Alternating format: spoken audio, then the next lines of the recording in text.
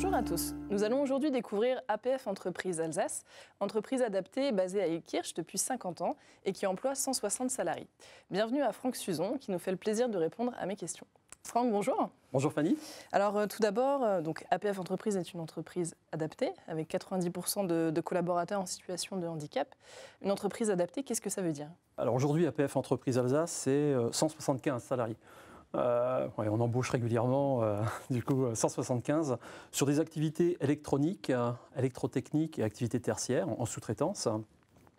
Nous réalisons 7 millions d'euros de chiffre d'affaires et une entreprise adaptée, c'est une entreprise, j'allais dire classique, à la différence près que, comme vous l'avez dit, moi j'ai 90% de travailleurs handicapés, donc des personnes reconnues travailleurs handicapés.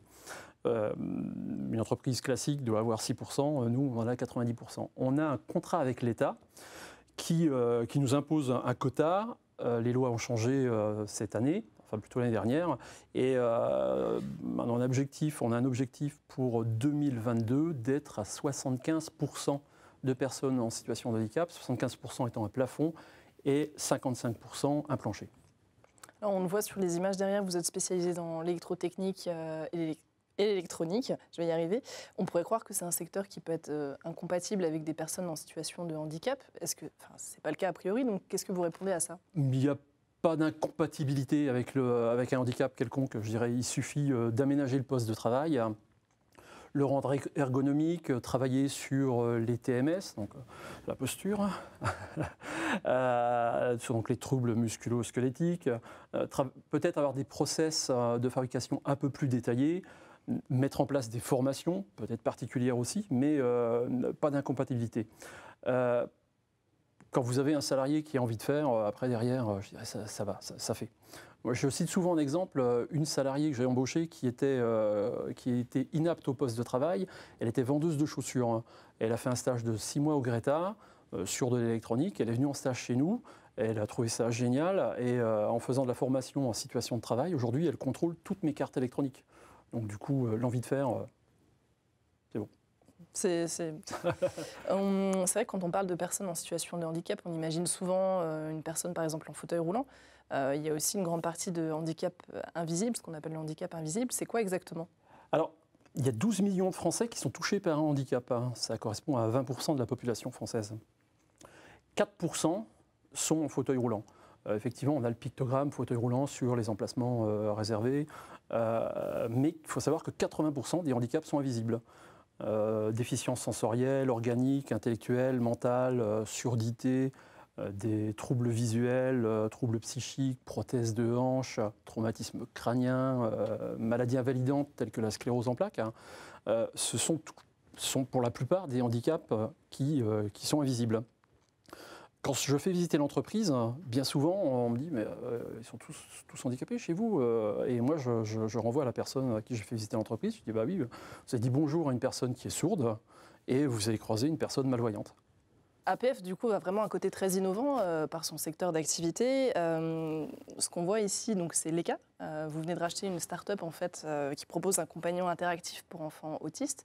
Et donc la particularité, notamment que la production sera faite à Illkirch. Est-ce qu'on peut peut-être comprendre ce qu'est l'ECA et comment ça fonctionne? C'est effectivement une première. Une association qui achète une start-up. L'ECA était une start-up française spécialisée dans la conception d'un outil robotisé interactif et ludo-éducatif pour des enfants présentant des troubles du développement, autisme, trisomie 21, polyhandicap. Et c'était une start-up en difficulté. On a eu l'occasion de la racheter parce que ça correspond à qui nous sommes. Et effectivement, maintenant, on possède l'ECA.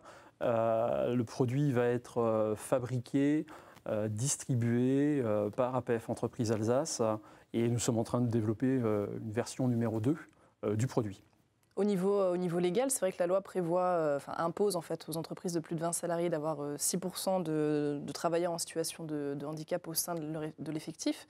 Qu'est-ce que vous diriez pour encourager peut-être les entreprises pour aller au-delà de ce chiffre, au-delà de cette obligation légale en fait? Alors effectivement, c'est une loi qui a 30 ans, plus de 30 ans, 1987. Cette loi oblige les entreprises à avoir 6% de travailleurs handicapés dans leur effectif. Vous avez 100 salariés, vous devez en avoir 6 reconnus travailleurs handicapés.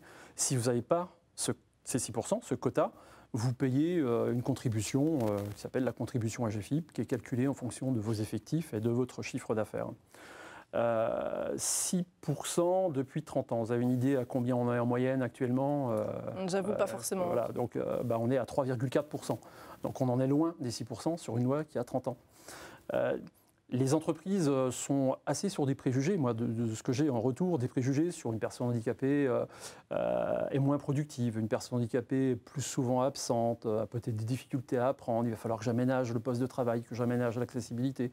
Enfin, on est sur des préjugés. Moi, j'arrête pas de leur dire, vous voyez, chez moi, j'en ai 90% et ça fonctionne. On fait de l'électronique, de l'électrotechnique, j'ai des clients prestigieux et ça fonctionne. Donc, il ne faut pas essayer, au moins. Je suis sur le point de finaliser une nouvelle proposition de valeur pour accompagner les entreprises à atteindre leurs 6% de travailleurs handicapés. Cette proposition de valeur est issue du parcours que j'ai suivi, du parcours EFC, donc le parcours sur l'économie de la fonctionnalité et de la coopération. L'EFC vise plutôt à créer un nouveau modèle d'affaires? Un nouveau modèle d'affaires, tout à fait. Oui, tout à fait, quelque chose qui va être innovant. Pour créer de la valeur. Pour créer de la valeur. Ouais. Et donc là, l'objectif pour accompagner les entreprises, ça serait quoi exactement alors, la création de ce nouveau modèle d'affaires? Alors, pour l'instant, ça va rester chez moi pour le moment. D'accord. On en saura plus d'ici quelques semaines. Voilà, tout à fait. Ouais. Merci beaucoup, Franck. Merci, Fanny. Après l'entreprise adaptée, nous irons découvrir le fonctionnement d'une société coopérative avec Scope Espace Vert qui est basée à Échaud. Et je vous en dirai plus lors de la prochaine vidéo. À bientôt.